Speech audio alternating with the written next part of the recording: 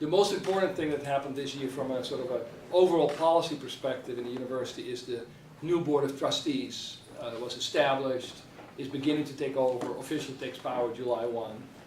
And I'll be happy to talk more about why I think the Board of Trustees is so important.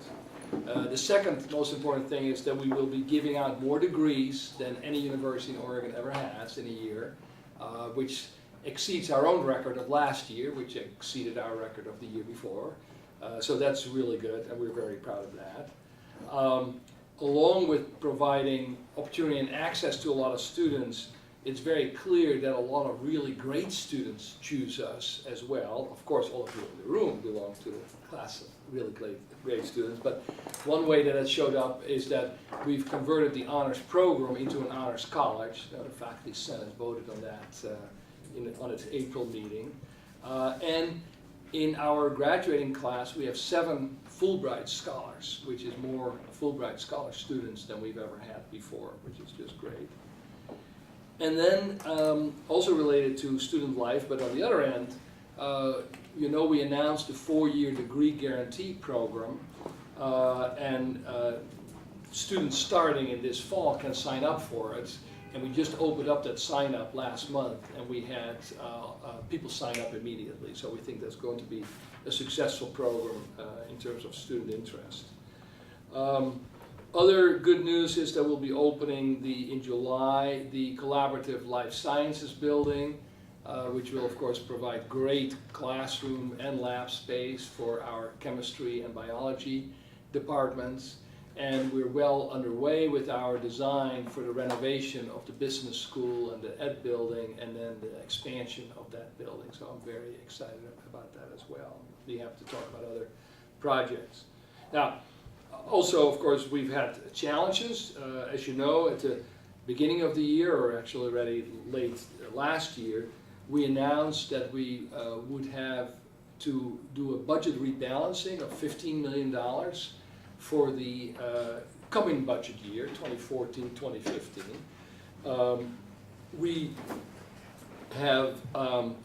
We started work on that in seriousness in the summer. Identified a lot of places where we could either cut some expenditures or identify new revenues.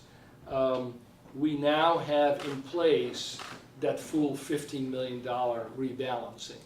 We now know where pretty much all is going to come from, and perhaps most important for you guys is that in the end the cuts that are being imposed on the academic side of the house, the colleges in other words, are a total of $3 million, which is 1.5% of the academic side's budget. And you may recall that we had originally asked the units to come up with plans for 8% cuts because we wanted them to be thinking about a whole range of things. We never intended to actually cut 8% because we knew we only needed to cut out of the whole university 5%. So, you know, you always need to start with more. So then we're cutting them by 1.5%, but they are counting on a revenue increase of another 1.5%, which is another $3 million.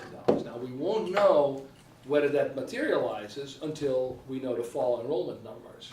So if that doesn't happen, then there will need to be further cuts, and we asked all of them to make sure that they put money in reserves or identified sort of the backup plan in case the enrollment increases do not materialize. We will actually have a campus town hall budget forum on Tuesday, May 27th from 11:30 to 1 in Smith Union. So I certainly encourage you to be there and hear all the details and ask questions. And of course, I assume you all know that tuition for resident undergraduates next year will be the same as it was this spring. It will be frozen from at the level that it was this spring. However, we will in the long term continue to need more funding if we are going to keep tuition increases to a modest amount. And we hope to work very closely with students and with the faculty and with the staff and with all the unions in the legislature next year, when the 2015 legislative session starts, to increase funding for higher education. We have been given clear indication that there is support for that in the legislature, but that's easy to say in March or April or May, the year before the session actually starts, to really make that happen. And we will have to very much work together to get that. As you know, Oregon ranks 47th in the country out of 50 states in its funding for higher education. So there's a lot of room for improvement there. And then the final point I'll make, and then I'll turn it over to you for Q&A. We are starting, we intend to start a strategic planning effort that will occur during next year. We will have a first meeting about that later this month to begin to talk about the process and some of the key questions that they should address. And to represent the students, we are inviting the 3 slates that are running for ASPSU, the president and the vice president of those 3 slates, to represent the students. We thought that was a good way to, as well as the current president and vice president of ASPSU, to represent the students at that meeting, where we will talk about the strategic planning process. Now, once that process gets underway in the fall, there will be many other meetings and forums and websites and all that to provide input as well, but this will be just talking about how we're going to go do this. So let me stop there and just open it up to any questions that you may have. I had a question about Hire One. There was a bill this year, 4102, House Bill 4102, that passed the House but did not pass the Senate, and it was going to work on regulating Hire One more, removing some of the more extreme fees that are charged to the student accounts. And it's now stuck in committee, so it's not going anywhere. So I was wondering, since the legislative route is not exactly working to rein in Hire One, will there be any work done in-house at PSU to renegotiate the contract, maybe with less extreme fees for students? Well, as I understand it, our contract with Hire One actually is very different from what they have with most other institutions. Our contract was in fact held up as a model of a good contract, and Harris Foster made that point as well, that it's really, yes, in many other universities they are stuck with high fees. That's not the case at Portland State. So there is really, from everything I know, no need for us to renegotiate the contract with Hire One.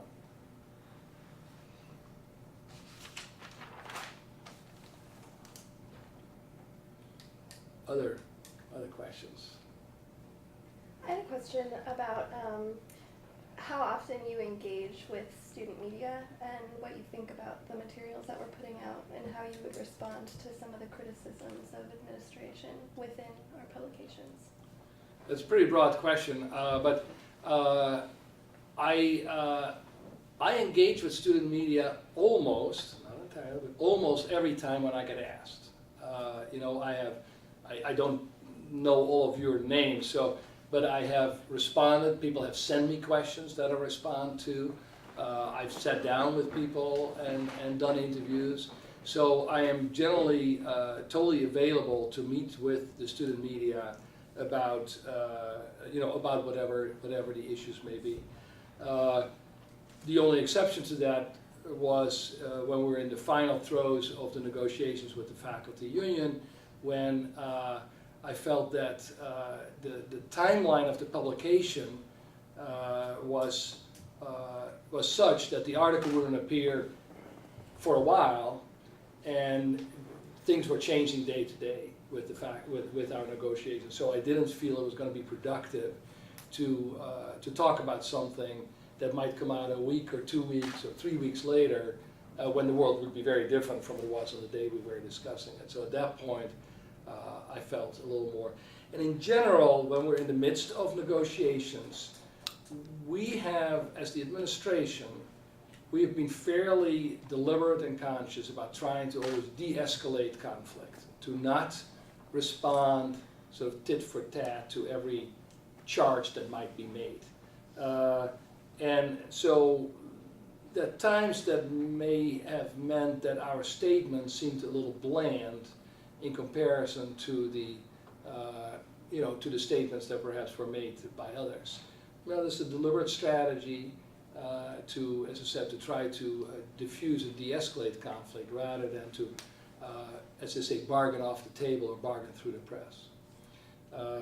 Now, as a result of that, I thought that too often some of the student media were too one-sided in their coverage. It'd be interesting to go back to see how much of that was because we were succinct in our answers rather than being elaborate, or to what extent was that a matter of on the reporter's side not trying to dig deep enough to find out what the fuller story might be.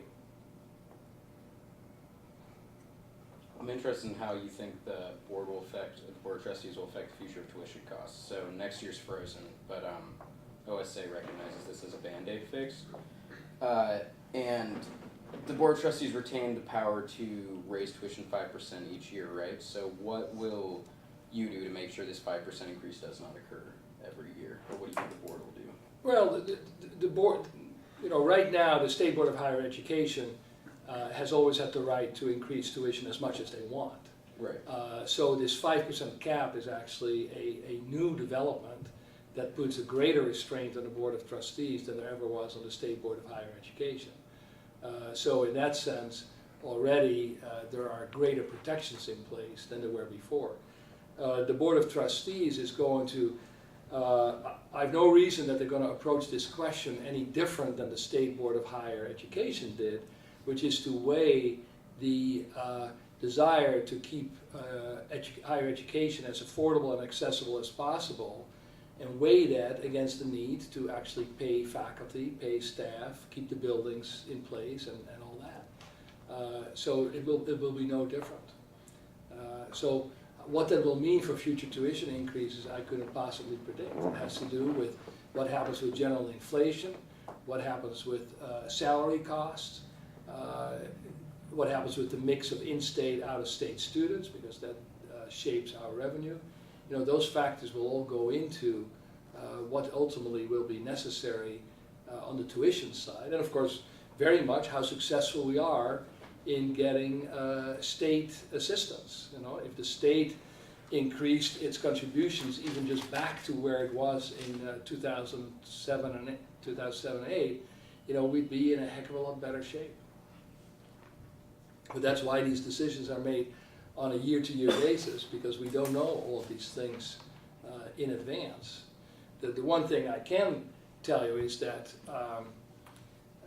we certainly found out that, what is it now, 2 years ago or 3 years ago, if you need to know precisely, Scott or Chris can find out, when we raised tuition, I think it was 8.5% or 8.6%, whatever the highest increase was that we ever had a couple of years ago, that had, because that was the year when the state cut us by whatever that number was. So we had no choice if we wanted to keep the doors open. That had, that was the year in which tuition and enrollment flattened out and didn't go down, which is of course what people might have predicted, but it did flatten out. I certainly hope that we never have to do that again, at least not during my presidency. But again, I'm optimistic about the state support, at least for the next 2 biennia. But after that, who knows? We have another recession. We could be back in the same situation. Not likely, frankly. I mean, that was the worst recession we've had since the 1930s. The odds of that happening again, historically, are probably low. So I don't think we'll see that same thing again, but I couldn't guarantee or predict that. I have a question. How involved have you been with the ELSA policies through the student fee committee, and what is your plan? And in your opinion, what is your plan or intentions with the incremental decreases with majority of the student media's compensation and wages per the ELSA awards? I have not been involved in that. That's a question you should probably address to the people in student affairs. That has all been handled, I guess, in student affairs, between the student fee committee and whoever else is involved in that, and but I have not been.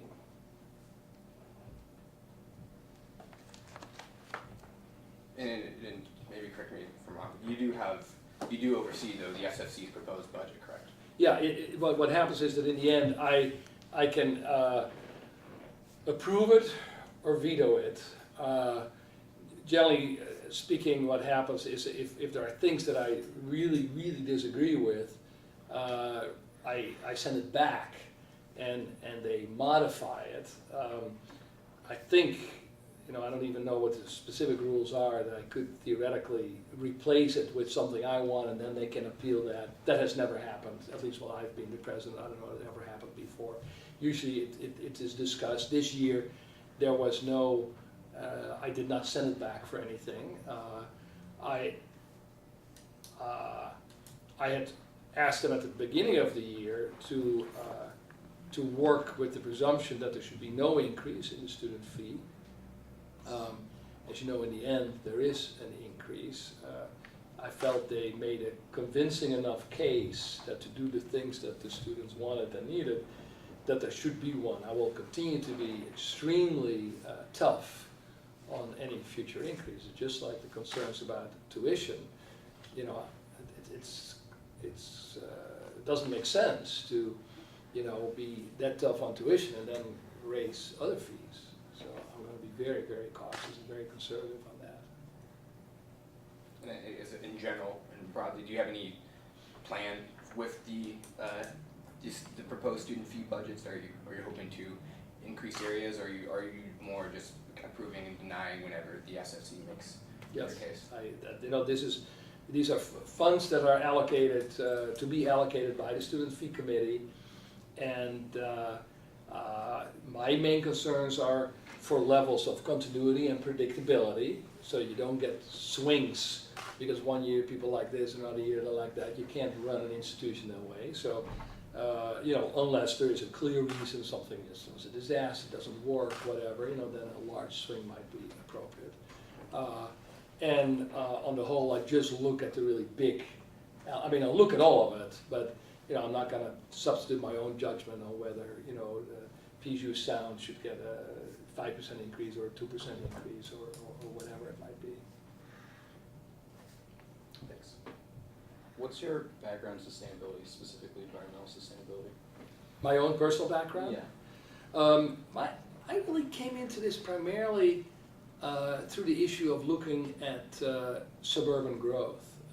When I was I came to Chicago in 1979, and then in the early 80s, the city itself was doing very badly. Manufacturing jobs were leaving, the neighborhoods were just in really bad shape. And I still remember I went, the university there is downtown. I was asked to be on some state panel that judges cities that were competing for some award. And as part of that, I had to travel to a whole bunch of suburban towns, and I've always been a city boy. It just struck me how the mood in the suburbs was totally different. They were growing, stuff was being built. It seemed like, in a way, a happy place. Whereas at that time, the city of Chicago was a depressing place. And that sort of gave me a real interest in the whole issue of suburban growth and how that negatively affects the well-being of urban residents. So I've done a lot of research, and I've written a book on the cost of what we call the cost of suburban job sprawl. What does it cost people when jobs move from the central city to the suburbs? All that land gets converted and all that. So that has been. So it's really been about the transformation of Illinois. It's all agricultural land. There isn't a lot of natural land to urbanized areas, while at the same time then getting the hollowing out of city neighborhoods. So that's been my main focus about the deleterious effects of unbridled growth. One question we got from the Vanguard that you haven't talked about is what's up with the campus safety report? Oh, well, so there's a report, you know, it's up on the website, you can find it, I forget now where it is. You know, that was done by the task force. They made a number of recommendations, you know, about more active use of the escorts, safety escort opportunity, a couple of other things. And they also suggested that there might be several alternatives if we wanted to move to having a sworn police force. And those alternatives are now being explored to see whether any of them are even feasible, viable, what it would entail. There needs to be a larger campus discussion about whether we're going to have a sworn police force, whether that's the right thing to go. And we decided that rather than, you know, originally we had hoped to have a town hall on that on April 30th, actually, I think is when we attended this, but then there was something else that was conflicting. And we already have a budget town hall in May. We thought it was too many things. And also, kind of by the time you're into May and June, there's a bit of a sense that whatever you discuss gets forgotten, and then you got to start over again in the fall anyway. So we decided, why not just start the discussion in the fall? So we'll have that discussion in the fall. So when that discussion starts in the fall, what do you foresee as the timeline? I don't know. I'm in no particular hurry on this issue. You know, I think this should be talked about. I mean, we may, by the time we actually get to it in the fall, we may have a suggested timeline for it. You know, we don't have a timeline for a decision at present.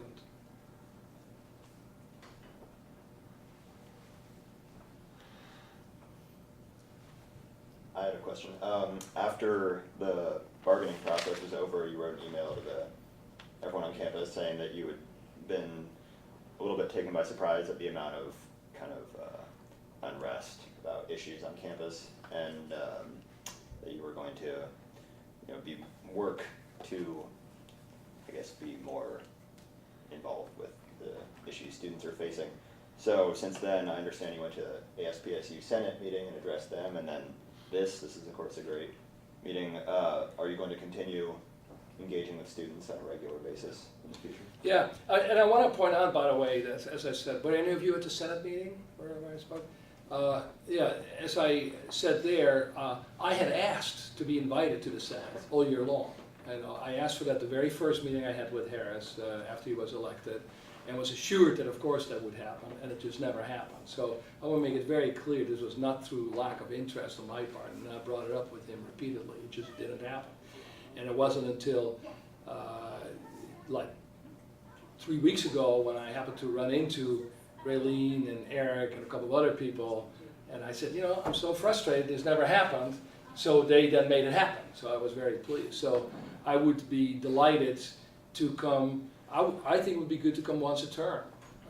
You know, I mean, I don't have to come every meeting, but once a term. And I think it would be good for the provost to be invited, and maybe some other people. You know, I know there's a lot of business to be conducted in this Senate. I'm not saying, you know, we need to you know, take it over and talk all the time, but you know, I felt that discussion was useful, and frankly, more discussions would be more useful, because, you know, the first time, you know, it's, you know, you don't get into depth, there's a lot of things, or whatever, so I think it would be good to do that. I also asked for, we invited Harris to come to an executive committee meeting. I asked for him to invite me to one of his ASPSU executive team meetings, and that never happened. So again, when we have the new team in place, you know, I think that would be good as well. I would be very happy to, whether meetings like this are most useful for the, you know, the student media. As I said, individual interviews or doing questions through email is fine as well. So what is the best email to reach you at? President@pdx.edu. Okay. Yeah. And you'd say that's the best way for a student to contact you? Yeah, yeah, yeah. Because then, you know, then if I'm not there, my assistants, you know, check that, and they know what's happening. And Aside from that kind of showing up with 20 kids with signs or something? You know, it's always, you know, lively and interesting, of course, but it's probably not the best mood to generate a productive discussion. It makes for better pictures, I think.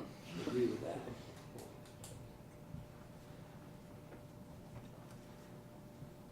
Let me just say that, you know, I think I don't think we did this year, or maybe we did, I can't remember, at the beginning of the Yeah, year. in the Did we do summer, it in like September, yeah, we October? did. I can't remember now.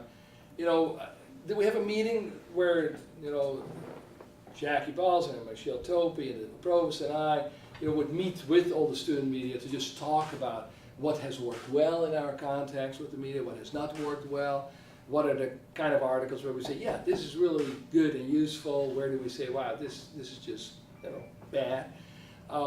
You know, and I thought that was useful, so I'd be very happy to have that again at the beginning of the year when everybody's in their new posts. You know, and again, then people have seen each other, and then, you know, we can follow up from there. Any comment on the closure of Food for Thought?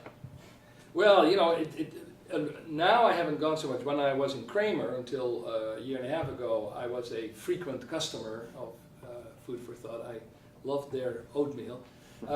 So I was very sorry to see that close. Yeah, and I don't know what the latest is. I haven't really stayed on top of it, but it's just always a shame when any kind of a student's effort collapses. You know, whatever it is. But you know, yeah, I thought it was a great concept and a great resource. You know, I don't know the details of exactly what went wrong and whether and how it can be salvaged. I certainly hope it can. In general, do you have any advice for our student media publications? I mean, I'm sure you have plenty to oversee, but I mean, does someone need a new logo? Is there too much negative typeface or typespace or whatnot? Do you have any general advice based on your knowledge of student media publications? Well, Read us often. a couple of it. I won't call it advice. I'll just call it comments, and then you can decide what to do with it. One is, and I may be wrong on this. I always wonder whether all the articles that have nothing to do with the university, you know, about the Blazers or about, you know, whatever, how relevant those are. I mean, the unique niche to me of the student media is the tie to Portland State, Portland, whatever. There are a lot of other sources for information about, you know, about the sort of just general cultural stuff or whatever. Now, you know, maybe that's not true. Maybe, you know, since nobody reads the paper anymore and whatever, maybe this is a source that students rely on for that stuff. So that's a judgment call about what your audience wants. Certainly, me, I pick up the publications, pretty much all of them, all the time. The only articles I read are the ones that relate to PSU, right? I don't, but you know, I'm not your typical audience either, so you know but that's what I look for. I think there've been many very interesting, good articles, you know, where it covers some new opportunities, some new development, a new program, interviews with a faculty member, you know, doing in-depth stuff about them. You know, I think that is all very interesting and important. I think the coverage of the news, you know, whether it's new building plans, safety issues, the union negotiations, is totally critical. There's no other place for people to get that information. As I've already said, I think that there were, in my view, too many cases where not enough work was done to sort of get the other side. I mean, generally speaking, when somebody makes statements that are accusatory of in nature, there's probably another side to the story. And it seems to me that the task of responsible media is to ferret that out, to, you know, to just not take whatever anyone says, whether it's me or somebody else, as the truth, the whole truth, and nothing but the truth. And if necessary, to dig a little bit for the other side, and to have a role to educate and enlighten, not just sort of report one side of the story. And ideally to do that in the same story. I mean, some of it was done by, okay, there's a story one week sort of that seems to be taking one side, and then the next week or whatever, there's a story on the other side. You know, again, I don't think that is, to me, that is not such great reporting. The final point I would make, I'm not crazy about these sort of lifestyle opinion pieces, you know, where people just get to, you know, go off on whatever their own particular beef about the world. I mean, sometimes, you know, having some of that, and they're particularly interesting, you know, that's cool. But, you know, that is my beef now with the New York Times. You know, their Sunday section seems to be nothing but lifestyle opinion, and I think it's uninteresting. But don't you think it's, well, considering that we are on this, you know, contributor system, I don't know if you know, but we take, very similar to like a lot of literary journals, right? We take what we get, so to speak. We don't have as big of a staff, at least we don't, where we can really send people after things aside from us. Yeah, it's mainly freelance. So, you know, it's better to get them writing about something, right, than nothing. At least they're getting that skill set and that experience. I mean, or would you just not? Leading question. I would strive for a higher goal. I mean, All right, let me well, put it that okay. way, where you would maybe demand of your people. Yeah, I don't think that just filling paper with ink is necessarily the goal. It's to set a standard of if you're going to spout off, you got to at least consider the alternative point of view, and even if you wind up dismissing it. You know, if you're not really reporting as an opinion piece, but at least give the counter arguments and. You know, don't just, and some of them are also just so, yeah, idiosyncratic. It's like, who cares? Who cares what Totally. you think, you know? We just sent out an email saying basically that would have been cool if we'd met sooner so I could get you quoted in that. Any advice towards the non-print publications? So the TV station and the radio station? Yeah, I am not as, I don't see and hear those as much, I have to say, so it's hard for me to make a comment about that. I think it's great you guys are doing it. I don't know what your audience, how big your audience is, how many people you reach, but assuming you reach, you know, a reasonable number of people, I think that is cool and that's great. That's just not what I tune into. All right, I think it's a little after 2. I got another. Well, again, I think that, you know, at its best, obviously student media are superb, both because of the learning experience that it provides and the truly important function for community information and community building that it plays that really nothing else can do. At an average performance, it's still good. It's still good to do that because again, you get the learning experiences and at least there is an information flow. At its worst, it can be really pernicious and bad. But fortunately, there's very little of that that ever happens. So I appreciate all of your efforts, both this past year, I assume some of you will continue or not, in continuing to do this. And I hope you will, you know, truly, that there are very high, journalism at its best is a great profession. And again, especially in a society that is so chunked off in different interest groups and different subgroups and all that, where there is hardly any community anymore. And I see this in, you know, the demise of the Oregonian. Even though I never liked the paper all that much, I thought it was just great that you could count on that. You know, a lot of the people you talked to at least had read the article, they at least knew what's going on. Now, that has just already significantly disappeared because a lot of people have given up on it altogether, and because it only appears a few times a week, there's just much less of that, and their coverage has gone way down on top of that. It's truly a loss of community, a loss of democracy, a loss of civic atmosphere. Now, you guys can do pieces of that, you know, within our own constraints, but in a much smaller community, and that to me is the highest goal of what you guys do. So, thank you very much for taking the time. Thank you. Good luck with the rest of the term. Thank you. All right.